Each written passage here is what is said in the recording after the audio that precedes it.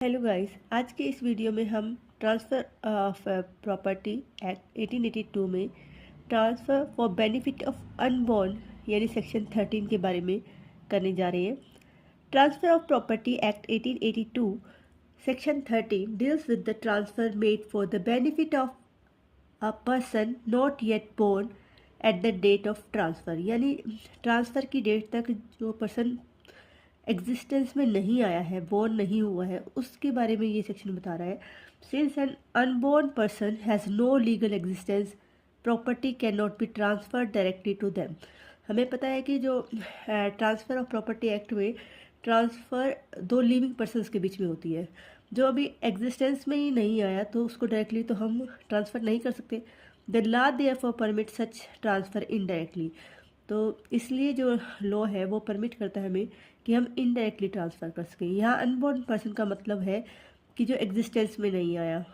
Mother's की warm में जो होता है उसको हम एग्जिस्टेंस में मानते हैं, बट जो वॉर्म में भी नहीं आया उसके बारे में बात हो रही है। Because transfer to unborn person directly is void the general rule laid down in section 5 of TPA, which mandates that a property must be between living person.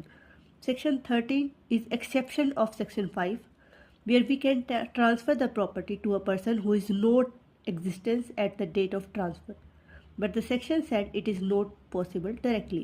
तो ये exception है section 5 का, section 13, बट इसमें भी transfer directly नहीं कर सकते। Transfer तो कर दोगे जो पर्सन एग्जिस्टेंस में नहीं है, बट डायरेक्टली नहीं कर सकते आप। एलिमेंट की बात करें तो transfer for the benefit of unborn person है। सेकंड एलिमेंट है कोई डायरेक्ट ट्रांसफ़र नहीं हो सकती। थर्ड है कि prior life interest must be created. Fourth है unborn person must come into existence before prior interest end. Fifth है only absolute interest must be given. और सिक्स्थ है vested upon birth. One by one इनको समझ लेते हैं, उससे पहले हम एक एग्जांपल देख लेते हैं। A transfer property to be for life after B's death to B's first child if a child is born during B's life valid transfer, यानी ए ने ट्रांसफ़र करी बी के बेबी को जो कि अभी एग्जिस्टेंस में ही नहीं आया, लेकिन वो डायरेक्ट कर नहीं सकता तो उसने एक प्रायर इंटरेस्ट क्रिएट कर लिया बी कि बी जब तक जिएगा इसको रखेगा और उसका बेबी होने के बाद उसको दे देगा। तो बी के मरने से पहले अगर बी का बच्चा पैदा हो जाता है तो ये एक वैलिड ट्रांसफ़र है। अब एलिमेंट क्या थे? Transfer for benefit of unborn person. तो सबसे पहले बात तो बेनिफिट में होनी चाहिए अनबोर्न पर्सन की, आप लाइबिलिटी या डेप्ट नहीं दे सकते। Transfer must be for the benefit of unborn person. The first essential of section 13 is that transfer should be for the benefit of unborn person, not anything else, यानी कोई डेप्ट या कोई liability के लिए नहीं हो, सिर्फ बेनिफिट के लिए हो अनबोर्न की।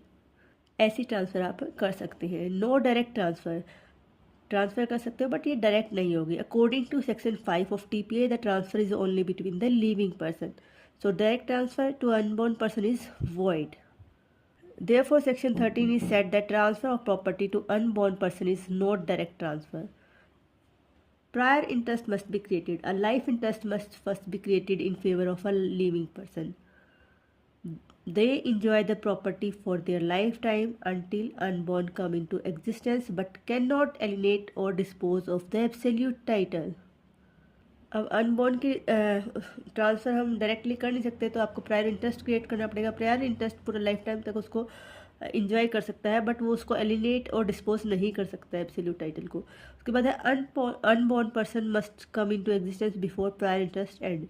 Unborn beneficiary must be born before the life interest terminate, यानी लाइफ टाइम इंटरेस्ट टर्मिनेट होने से पहले अनबॉर्न का एग्जिस्टेंस में आना ज़रूरी है, तभी ये ट्रांसफ़र वैलिड है।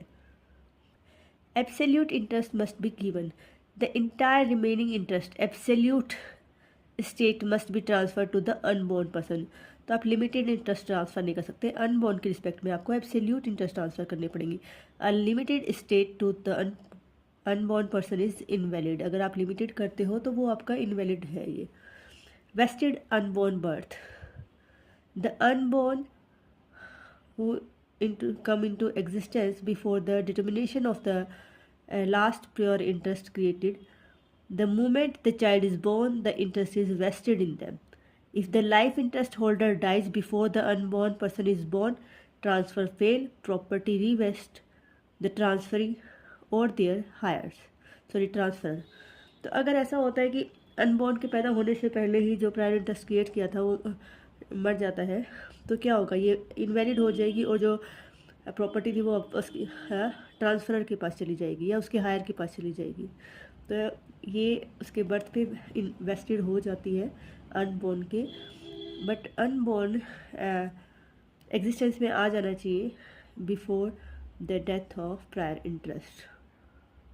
अब इससे रिलेटेड कुछ केस देख लेते हैं हम। केस लो है आपका टैगोर वर्सेस टैगोर का, जहाँ पे हेल्ड किया गया कि transfer to an unborn person must given absolute interest. आपको एब्सोल्यूट इंटरेस्ट ही आप ट्रांसफर कर सकते हो अनबॉर्न की फेवर में।